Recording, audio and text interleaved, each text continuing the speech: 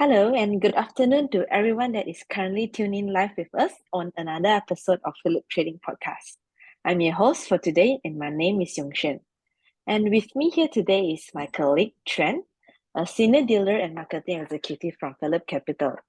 How are you doing today, Trent? I'm feeling good today and happy Chinese New Year to all our audience. Yeah, happy Chinese New Year, everyone. So for today's podcast, we will be discussing on the topic, is crude oil ripe for further upside? So to our audiences out there who are currently investing the crude oil market, do not miss out this podcast. And once again, I would like to help all of our beloved audience today to share this podcast video to all your friends. So the more people that are watching this video, the more we are motivated to deliver greater content to all of you. And without further ado, let's jump into our topic for today. Is crude oil ripe for further upside? So oil edged higher as investors weigh the extent of China's demand recovery and the likelihood of the Organization of the Petroleum Exporting Countries and its allies keeping output unchanged.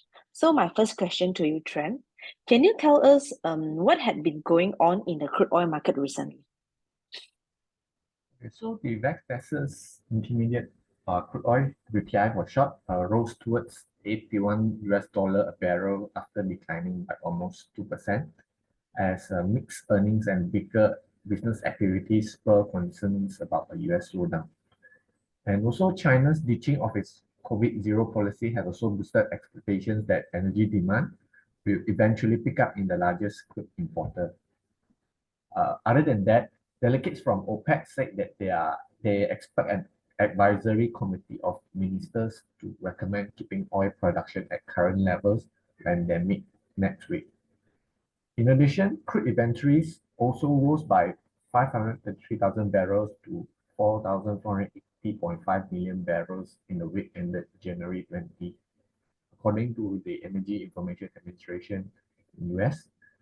However, it was substantially short of forecasts for a rise of at least forecasted 1 million barrels.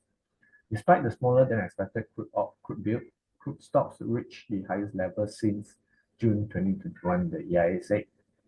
Also helping to boost the oil was the US dollar, which weakened against the euro on Wednesday, and investors largely paused any big bets ahead of next week's central bank meetings, including those of the US Federal Reserve and European Central Bank. With all the factors combined, this has recently pushed the crude oil market higher. Okay. So, with all these, all the factors that have been affecting the crude oil, so what do you actually expect the crude oil prices to raise? Whether the oil prices will be rise higher or dropped in the coming months, and also what are the foreseeable factors that may cause the movement in prices? Okay, so in my opinion, I forecast that crude oil prices will likely to continue to rise higher. Okay, firstly, crude oil has rebounded since collapsing about 10% in the year's first two sessions of the year on recessionary fears. The recovery has rested largely on the hopes that Chinese consumption will pick up, although a weaker dollar has also aided commodities. Traders are also tracking Russian flows, with sanctions and price cap on petroleum products set to kick in next month as Europe and the US step up efforts to deprive Moscow of funds to fight the war in Ukraine.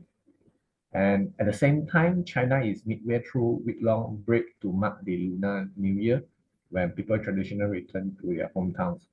The volume of trips also has picked up, but the wave of travel might bring increased risk of COVID-19 spreading. The nation financial market will open next week. So with the demand recovery in China and also uh, knowing and also the pickup on demand in Western country, I foresee that crude oil prices will also pick up. Okay. So, with all these uncertainties, like China is having a week-long break and also the war in Ukraine, is there anything that the traders should actually look out for the uncertainties when trading in the crude oil market? Okay, so investors should look out for the OPEC meeting on February 1. And OPEC Plus panel is likely to endorse the producer group's current oil output policy when it meets next week. And according to 5 OPEC sources, they said that as hopes that improved China demand will also drive oil price rally were balanced by economic concerns.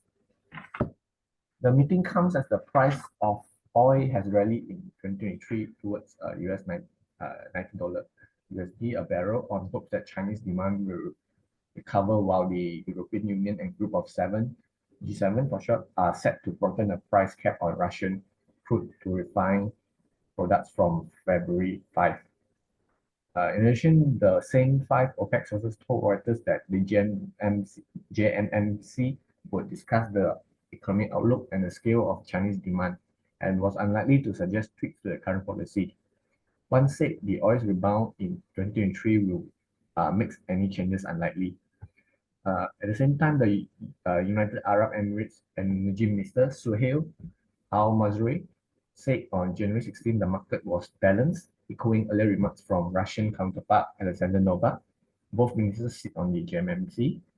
However, OPEC Plus angered the US and other Western nations in October when it decided to cut output by 2 million barrels per day from November through 2023, instead of pumping more to lower fuel prices and help the global economy as the US advised. Hence, it's hard to be certain on the outcome of the meeting, and investors should be cautious when trading crude oil next week. Okay, thank you. And how can a trader capitalize the opportunities in the crude oil market? Okay, so traders can participate in the price movement of the crude oil market through futures contract. Okay, there are actually 2 main futures contract that investors can trade.